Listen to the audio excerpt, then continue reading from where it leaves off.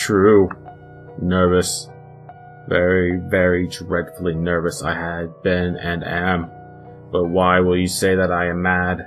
The disease had sharpened my senses, not destroyed, not dulled them. Above all, the sense of hearing acute. I heard all things in the heaven and in the earth. I heard many things in hell. How then am I mad? Hearken, and observe how healthily, how calmly I can tell you the whole story.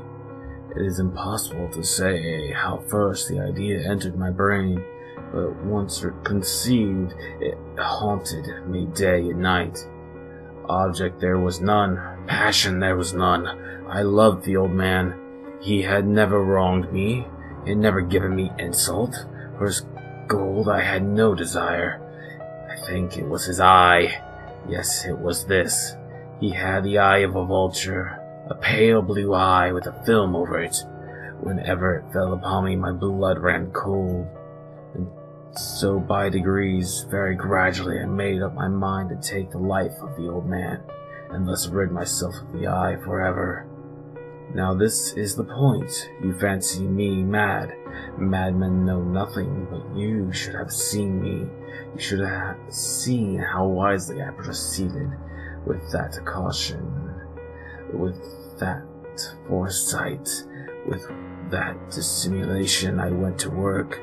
I was never kinder to the old man than during the whole week before I killed him.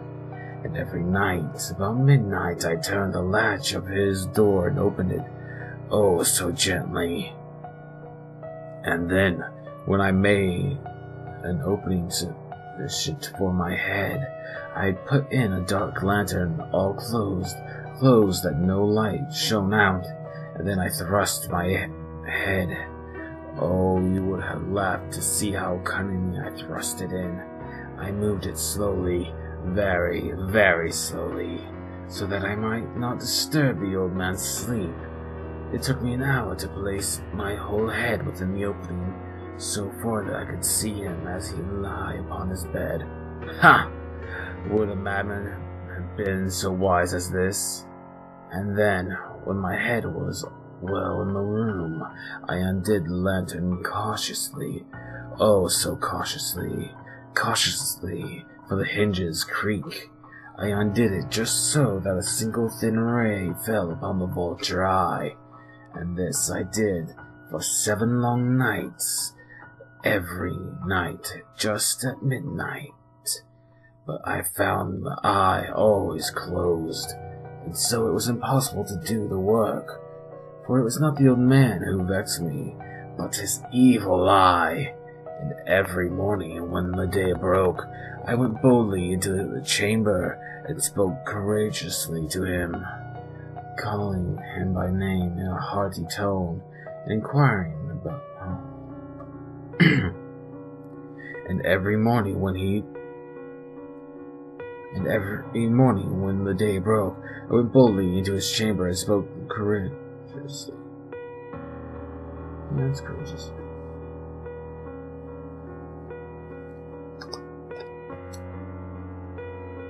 And every morning, when the day broke, I went boldly into the chamber and spoke courageously to him, calling him by name in a hearty tone, and inquiring how he had passed the night. So you see he would have been a very profound old man, indeed, to suspect that every night, just at 12, I looked in upon while he slept. Upon the 8th night, I was more than usually cautious in opening the door. A watch's minute hand moves more quickly than did mine. Never before that night had I felt the extent of my own powers, of my sagacity. I could scarcely contain my feelings of triumph. To think that I was opening the door little by little, and he not even to dream of my secret deeds or thoughts. I fairly chuckled at the idea, and perhaps he heard me, for he moved on the bed suddenly, as if startled. Now you may think that I drew back, but no. His room was as black as pitch with a thick darkness, for the shutters were closed fastened through fear of robbers, and so I knew that he could not And so I knew that he could not see the opening of the door, and I kept pushing it steadily.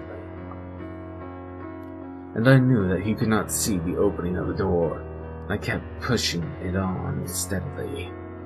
I had my head in and was about to open the lantern when my thumb slipped upon the tin fastening, and the old man sprang up in bed, crying out, "Who's there?" I kept quiet, still, said nothing. For a whole hour I did not move a muscle.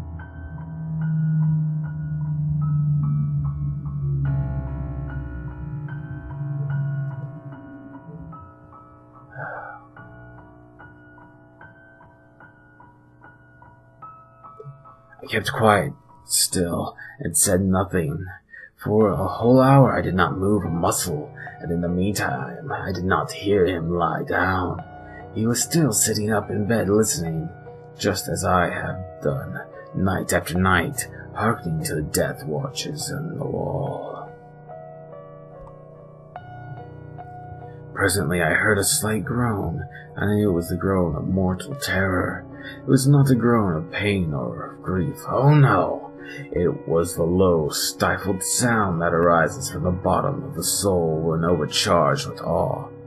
I knew the sound well, many a night, just at midnight, when all the world slept.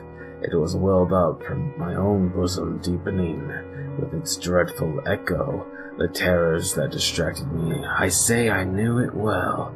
I knew what the old man felt and pitied him. Although I chuckled at heart, I knew that he had been lying awake ever since the first slight noise, when he had turned in the bed. The spirits had been ever since growing upon him. He had been trying to fancy them causeless, but could not. He had been saying to himself, "It is nothing but the wind in the chimney. It is only a mouse crossing the floor, or it is merely a cricket which made a single chirp."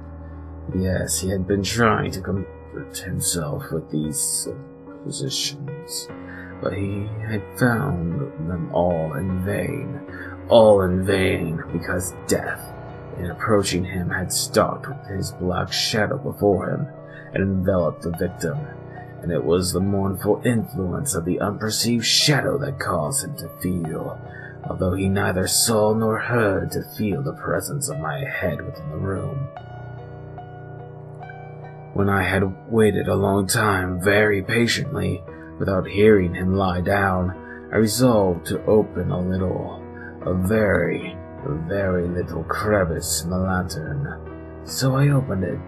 You cannot imagine how stealthily, until at length a simple dim ray, like a thread of a spider, shot from the crevice and fell upon the vulture eye. It was open, wide open, and I grew furious as I gazed upon it. I saw it with perfect distinctness, all a dull blue with a hideous veil over it that chilled the very marrow in my bones. But I could see nothing else of the old man's face or person, for I had directed the ray as if by instinct precisely upon the damned spot. And have I not told you that what you mistake for madness is but over-acuteness of the sense? Now I say, there came to my ears a low, dull, quick sound, such as a watch makes when enveloped in cotton. I knew that sound well, too. It was the beating of the old man's heart. It increased my fury, as the beating of the drum stimulates the soldier into courage. But even yet I refrained and kept still. I scarcely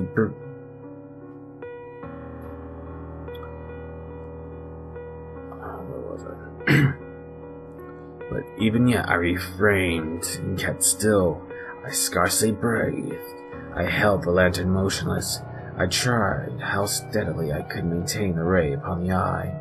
Meantime, the hellish tattoo of the heart increased, and grew quicker and quicker, louder and louder every instant. The old man's terror must have been extreme. It grew louder, I say louder, every moment. Do you mark me? Well, I have told you that I am nervous, so I am. And now, at the dead hour of night, amid the dreadful silence of the old house, so strange a noise as they excited me to uncontrollable terror. Yet, for some minutes longer I refrained and stood still, but the beating grew louder. Louder, I thought the heart must burst, and now a new anxiety seized me. The sound would be heard by a neighbor. The old man's hour had come. With a loud yell, I threw open the lantern and leaped into the room. He shrieked once only. In an instant, I dragged him to the floor and pulled the heavy bed over him. I then smiled gaily to find the deed so far done, but for many minutes the heart beat on with a muffled sound. This, however, did not vex me. It would not be heard through the wall. At length it ceased. The old man was dead. I removed the bed and examined the corpse. Yes, he was stone dead. I placed my hand upon the heart and held it there many minutes. There was no pulsation. He was stone dead. His eve would trouble me no more. If still you think me mad, you will think so no longer when I describe the wise precautions I took for the concealment of the body. The night waned, and I worked hastily, but in silence. First of all, I dismembered the corpse. I cut off the head and the arms and legs. I then took up 3 planks from the flooring of the chamber, and deposited all between the scantlings. I then replaced the boards so cleverly, so cunningly, that no human eye, not even his, could have detected anything wrong. There was nothing to wash out.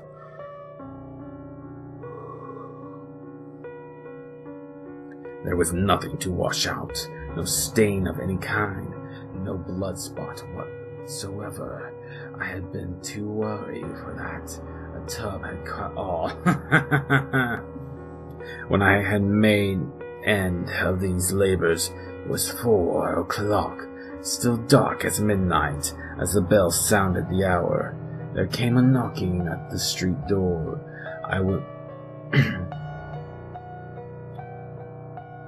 As the bell sounded the hour, there came a knocking at the street door. I went down to open it with a light heart, for what had I now to fear? There entered 3 men, who introduced themselves with perfect suavity as officers of the police. A shriek had been heard by a neighbor during the night. Suspicion of foul play had been aroused. Information had been lodged at the police office, and they, the officers, had been deputed to search the premises. I smiled, for what had I to fear? I bade the gentleman welcome. The shriek, I said, was my own in a dream. The old man I mentioned was absent in the country.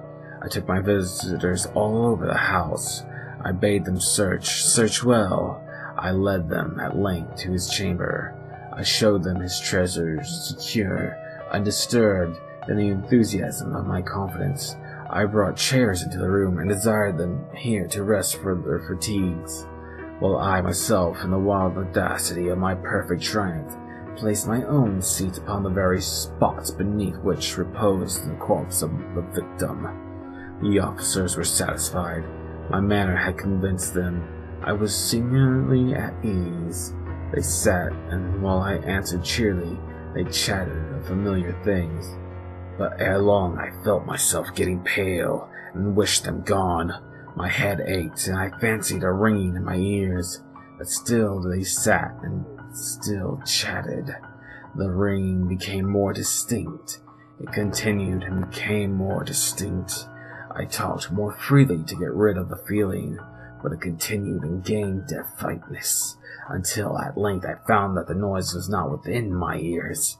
No doubt I now grew very pale, but I talked more fluently and with a heightened voice, yet the sound increased. What could I do? It was a low, dull, quick sound, much such a sound as the watch makes when enveloped in cotton. I gasped for breath. and yet the officers heard it not. I talked more quietly. I talked more quickly, more vehemently, but the noise steadily increased. I arose and argued about trifles in a high key and with violent gesticulations, but the noise steadily increased. Why would they not be gone? I paced the floor to and fro with heavy strides, as if excited to fury by the observations of the men, but the noise steadily increased. Oh God, what could I do? I foamed, I raved, I swore. I swung the chair upon which I had been sitting and grated it upon the boards, but the noise arose over all and continually increased. It grew louder, louder, louder, and still the men chatted pleasantly and smiled.